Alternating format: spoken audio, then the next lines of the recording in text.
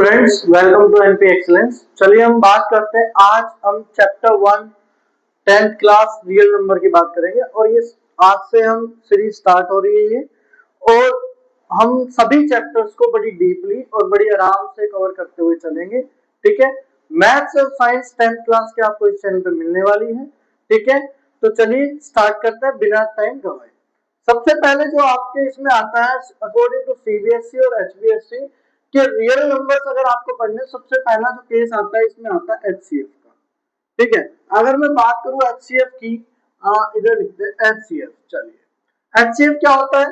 HCF होता क्या है? Highest common factor. ठीक है, हाईएस्ट कॉमन फैक्टर मतलब देखिए बच्चों को बहुत ज्यादा कंफ्यूजन होती है इस चीज में। देखिए हाईएस्ट कॉमन फैक्टर का मतलब है कि वो ग्रेटेस्ट नंबर की बात कर रहा है। ठीक है, मतलब वो लार्जेस्ट नंबर की बात कर रहा है। आप हाईएस्ट कॉमन फैक्टर अगर आप निकालने जा रहे हो तो आप तभी निकाल सकते हो जब आपको क्या करना है, सबसे पहले उसको निकालने का तरीका आपको पता हो। और आपको जब स्टेटमेंट के क्वेश्चंस आते हैं, हालांकि हम स्टेटमेंट के क्वेश्चंस करेंगे भी, तो वहां बच्चे कई बार कंफ्यूज हो जाते हैं कि इसमें एचसीएफ निकलेगा या एलसीएम निकलेगा या क्या निकलेगा। तो बेसिक वही है।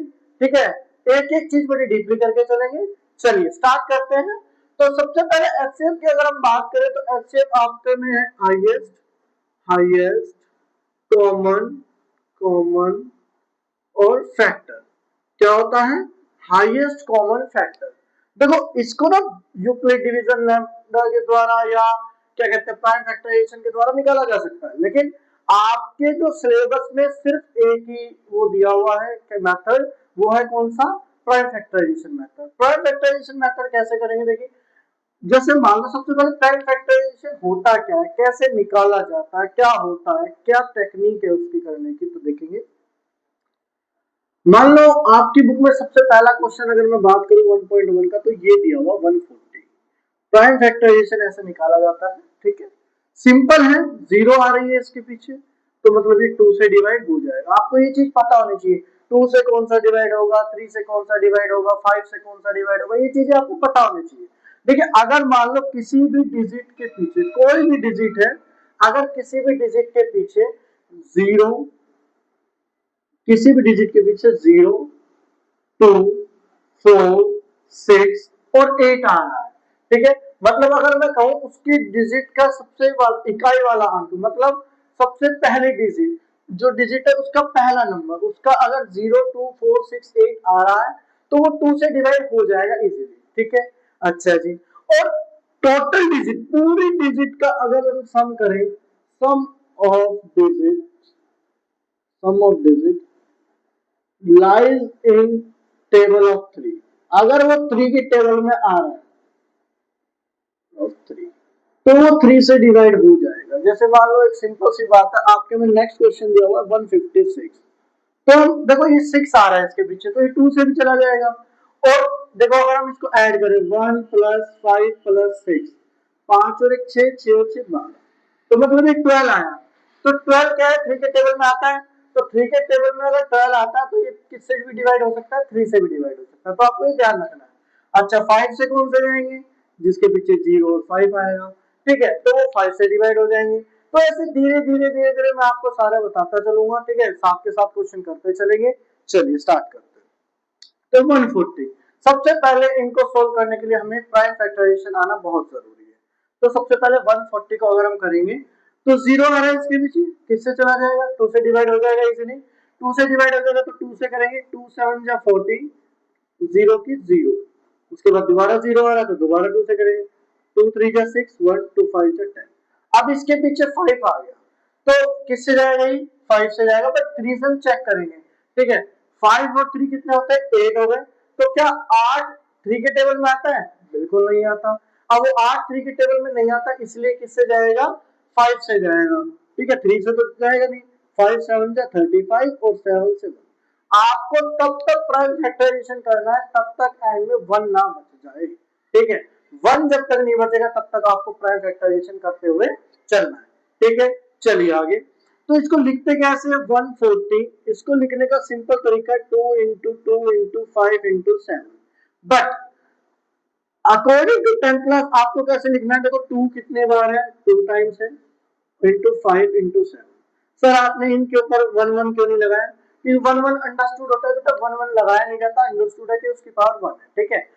तो आपको कैसे लिखना है, 2 की पावर कितनी है 2, 5 into 7, ठीक है, ये 140 हो गया आपका।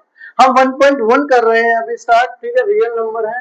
तो उसके बाद 156 की अगर मैं बात करूं तो 2 से जाएगा क्योंकि 6 इसके पीछे आ रहा है, 2 7 जा 14, 1 2 8 जा 16, तो 8 आ रहा है, तो 8 जा सकता है 2 से, 2 3 जा 6, 1 2 9 जा 18, अभी 13 9 आ गया। अब 3 और 9 को अगर हम प्रेस करेंगे कितना आएगा, 12 आएगा। तो 12 जब आएगा तो 12 क्या 3 के टेबल में आता है, बताओ बच्चा, बिल्कुल आता है। तो 3 और 39 में किससे चला जाएगा, 3 से चला जाएगा, 3 1 जा 3, 3 3 जा 9, 13 is also prime number, then complete, ठीक है। चलिए, तो 156 कैसे लिखेंगे हम, 2 कितने टाइम्स है, 2 टाइम्स है, इनटू में 3 इनटू में 13।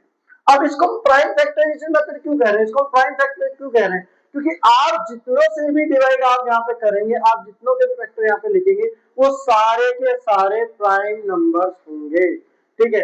जिससे भी आप डिवाइड करने जाएंगे वो सारे क्या होंगे, प्राइम नंबर होंगे। सर 2 कोई प्राइम नंबर, बिल्कुल है। 2 एक इवन प्राइम नंबर है, एकमात्र ऐसा प्राइम नंबर है 2 जो इवन प्राइम नंबर है, ठीक है जी।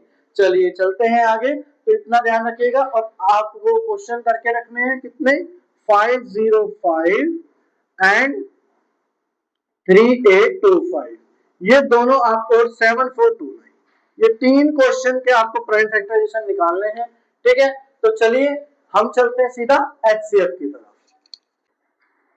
तो चलिए स्टूडेंट्स बात करते हैं एचसीएफ की। तो एचसीएफ का मतलब तो हमने समझ लिया, हाईएस्ट कॉमन फैक्टर होता है, बट इसको सोल्व कैसे करते हैं, कैसे हम निकाल सकते हैं, कैसे इसको फाइंड आउट करेंगे हम। तो देखिए मान लो आपके पास दो नंबर है, कोई भी 2 डिजिट नंबर है आपके पास, मान लो 26 एंड 91, दो नंबर है आपके पास, दोनों 2 डिजिट नंबर है, मैंने ये किया, ठीक है। तो अब हम क्या करेंगे, इसका प्राइम फैक्टराइजेशन करेंगे, सीधी सीधी बात है, 6 आ रहा है इसके पीछे, मतलब 2 से चला जाएगा, 2 1 जा 2, 2 3 जा 6, और 13 से गया क्लियर हो गया, ठीक है। मतलब 2 हम 26 को कैसे लिख सकते हैं, 2 मल्टीप्लाई 30, ठीक है। चलिए बात करते हैं 91 की। 91 7 से जाएगा, आप वो दोनों तीनों क्वेश्चन जो मैंने दिए हैं वो करके रखिएगा, अगर वो तीनों क्वेश्चन आप करेंगे तो आपको पता चलेगा कौन सा किससे जाता है। तो 91 कैसे, 7 into 30, ठीक है। अब ये आ गया आपका 26 और ये आ गया आपका 91, ठीक है। अब एचसीएफ निकालने के लिए हमें क्या चाहिए, सिर्फ कॉमन पार्ट चाहिए बस। क्या चाहिए, कॉमन पार्ट। क्या मतलब, सॉरी कॉमन पार्ट मतलब क्या होता है, देखो 26 में और 91 में सिर्फ 13 ही एकमात्र नंबर ऐसा है जो दोनों में आ रहा है, जो दोनों में आए वो कॉमन, जो भी चीज जो भी आपका दोनों में आएगा वो कॉमन। अब जो कॉमन वो एचसीएफ, सीधा सिंपल बात है, जो भी नंबर आपका दोनों डिजिट्स के अंदर कॉमन आएगा, ठीक है, वही आपका एचसीएफ कहलाएगा। तो मतलब सिंपल सी बात क्या हो गई कि एचसीएफ इज इक्वल टू 13, बात समझ में आई। तो एचसीएफ क्या हो गया, 13 हो गया। पहले हम एचसीएफ सीखेंगे, एलसीएम बाद में सीखेंगे, पहले एचसीएफ की बात करेंगे, ठीक है। चलिए एक और देख लेते हैं, एक और क्वेश्चन ले लेते हैं, 92 एंड 510। चलिए 92 2 से जा सकते हैं, 2 4 जा 8, 1 2 6 जा 12, 2 2 जा 4, 2 3 जा 6, 23 इज आल्सो प्राइम नंबर।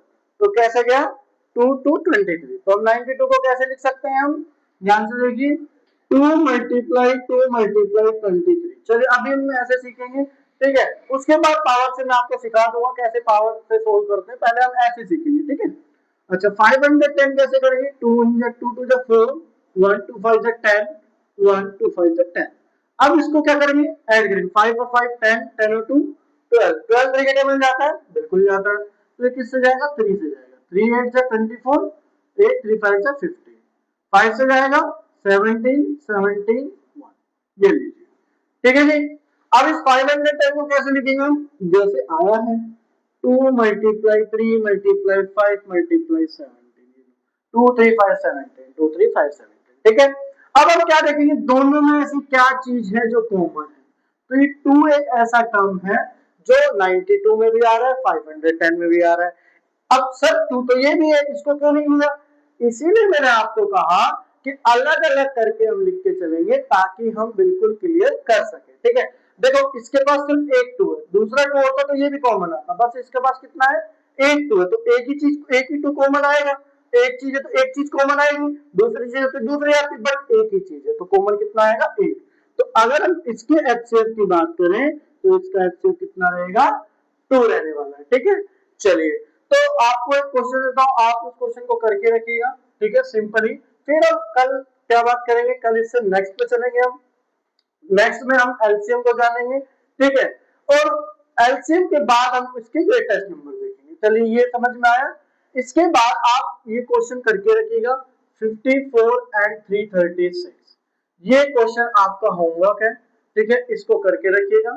ठीक है, अगर आप ये करते हैं तभी हम आगे जा पाएंगे, तो इसको कमेंट में इसका आंसर दीजिएगा आप मेरे को, और चैनल को सब्सक्राइब कीजिए, लाइक कीजिए, कमेंट कीजिए, शेयर कीजिए, और एनपी एक्सीलेंस के साथ बने रहिए, क्योंकि अब एनपी एक्सीलेंस 10th क्लास से मैथमेटिक्स स्टार्ट की है तो बिल्कुल कंप्लीट तक जाएंगे, डीप जाएंगे बिल्कुल। ठीक है, और 100 आउट ऑफ 100 की तैयारी रहेगी। Thank you.